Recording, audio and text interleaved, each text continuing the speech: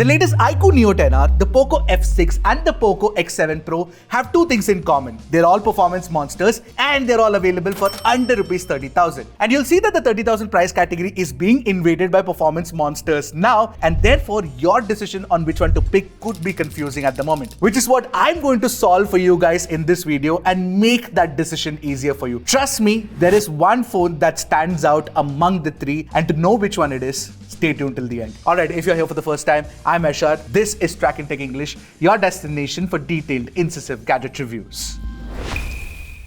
Now, to keep the price in check, all the three phones actually come with a polycarbonate build. But the POCO X7 Pro's rear tries to look a lot like glass, but it's plastic and it's a fingerprint magnet as well. And that's the reason why I prefer the iQOO Neo 10R and the F6 over the X7 Pro, primarily because they've got matte plastic. They're unapologetically that, they're not trying to be anything else. And the other thing is that they've got a slight little curve that make it comfortable to hold. In fact, the F6 is the best of the three because it's also the lightest of the three, so the in-hand feel is better. That's also probably because it has the smallest battery of the three as well. More about that really soon. Now, of course, for glass protection, the F6 again is the best because you get Corning Gorilla Glass Victus protection as opposed to Corning Gorilla Glass 7i on the X7 Pro and Shot Sensation UP on the iQOO Neo 10R. Now, when you compare all the three, Corning solution is generally better and therefore the F6 is the best of the three. But the one advantage on the X7 Pro is that you get support for IP68 and IP69, which is IP65 on the Neo 10R and 64 on the F6. Which means that, of course, the best water resistance would be with the X7 Pro, followed by the Neo 10R and then the F6. Now, with respect to the other functionality aspects of the design itself, you get a SIM card tray that accepts like 2 nano SIM cards on all the three phones. You also do get an infrared blaster on all the three, which definitely is useful, as most people have pointed out. And the Type-C port at the bottom is 2.0 speeds and not 3.1. Now, considering all the three are meant to be performance-oriented phones, I mean, USB 3.1 would have been helpful. But yeah, it's 2.0, and in this price range, I'm guessing that's a compromise that we can live with. So overall, when you look at design and usability, I mean, it's almost similar on all the three. But I do like the fact that the X7 Pro has IP68 and 69 rating protection and the F6 offers Corning Gorilla Glass Victus protection. These are premium features that have been brought in this price range. The commonality between the displays of all the three phones is that they're all AMOLED displays and they have a resolution of 1.5K. But iQOO does offer the largest panel of the three, and it also offers a faster refresh rate. Obviously, that faster refresh rate comes with caveats, but I'll get to that in a bit. Now, when we were testing it, the brightness levels of all these three phones under direct sunlight was almost similar when we were looking at it with naked eye, but technically the X7 Pro has the highest HBM mode brightness of 1400 nits as opposed to 1200 nits on the other two phones. And now when you look at the HDR performance, the one advantage on POCO phones is that you get support for Dolby Vision, plus you also do get support for Dolby Atmos. Now, while iQOO does offer HDR video playback on Netflix, it's not Dolby Vision. Having said that, I still felt like iQOO's HDR gradation was incredible. It's got that premium flagship grade HDR gradation where you get the right control over the highlights and the shadows, and the display looks very, very good, especially when you're playing HDR videos. And when you look at it right next to the F6 and the X7 Pro, the iQOO Neo 10R's display is better. This could also be because iQOO Neo 10R offers the highest peak brightness when you're watching HDR content. Now, if you're sensitive to low light flicker on high refresh rate displays, that shouldn't be a problem with these three phones because you get very high PWM dimming rating, of which the iQOO Neo 10R is the highest. That's a technical advantage that iQOO has. Regardless, what I like is that mid-range phones today offer better PWM dimming rating than flagship phones from Apple, Google and Samsung, which is definitely a disappointment. Similar to the disappointment that I've been having lately where, lakhs of you watch our videos but do not subscribe to our channel. The point is, if you like our content, it would be helpful if you could subscribe to our channel. Go ahead, do that. Now, the touch sampling rate on the iQOO Neo 10R is 240Hz by default, which is 480Hz on POCO phones. But honestly, in real life, you can't tell the difference. In fact, all these three phones also do offer very high instantaneous touch sampling rate, which is possible when you switch on the game modes on these individual phones. But again, it's not something that's very tangible and that you can immediately tell. The touch response is pretty good on all the three. Now, with these phones, you also do get an optical in-display fingerprint scanner, very fast to unlock, nothing to separate the three really. But when you look at the haptic feedback experience, iQOO nails it. iQOO's haptic feedback tuning or the vibration tuning is extremely tight, it's precise, and it's very crisp as well compared to POCO phones, which is kind of surprising considering I expected POCO to be good, but it's not really as good as iQOO. Now, to round off the multimedia experience, the speakers, while you do get Dolby Atmos with the POCO phones, and that's a good thing, the problem is that they do not sound as good as the iQOO Neo 10R. I mean, all the three do not have good bass, but the iQOO Neo 10R does sound slightly richer. Take a listen to it for yourself and let me know what you guys think.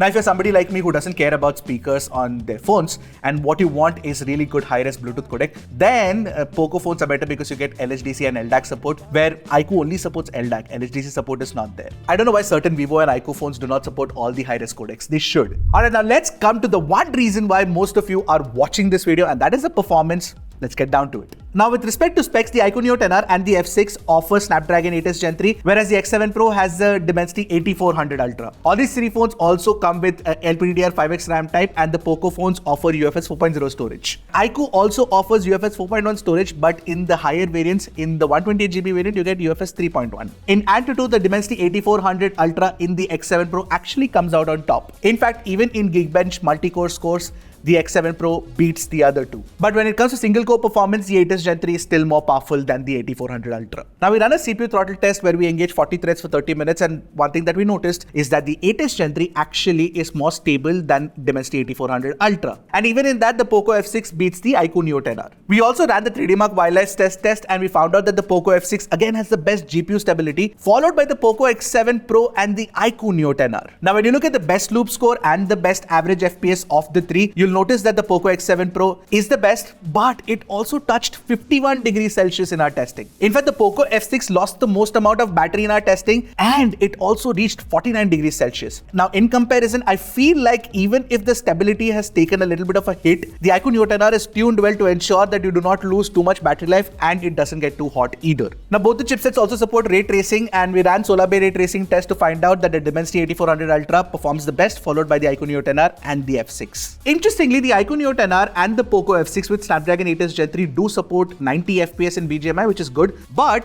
the X7 Pro does not, despite the fact that it actually has a capable processor and it can do it. But BGMI is something that we do not stress test. What we do actually stress test is Genshin Impact, where we play the game for 30 minutes at the highest graphics and 60 frames per second. And the iQOO Neo 10R performed admirably. We got an average FPS of 59.8 FPS, and it's definitely better than both the F6 and the X7 Pro. So iQOO's actually been tuned well, and I don't really understand where everybody's saying that it's getting hot. I don't see that in our testing at all. And our testing parameters are similar across all phones, by the way. And you know what's even better is actually the battery life on the iQOO Neo 10R. The X7 Pro has the largest battery, followed by the iQOO Neo 10R and the F6, which has the smallest of the three, which is basically 5000 mAh. But in a real life test, the iQOO Neo 10R lasts long, really long. You can easily expect anywhere between 11 to 12 hours of screen on time. In comparison, the X7 Pro is fine, but it's not even close to the iQOO Neo 10R. You can get about 7.5 to 8 hours of screen on time, which is not too bad, but for a 6550 mAh battery, it should have been better. And with the F6, obviously, you do not get the same kind of battery life because it's a 5000 mAh battery, and the best you can expect is 6 hours of screen on time. But the advantage on the F6 is that you get faster charging speeds, 90 watts, so it charges the fastest, followed by the X7 Pro and then the iQOO Neo 10R. But honestly, if a phone can charge within an hour from 0 to 100 and it offers me the battery life that I'm getting with the iQOO Neo 10R, I'd probably pick the iQOO Neo 10R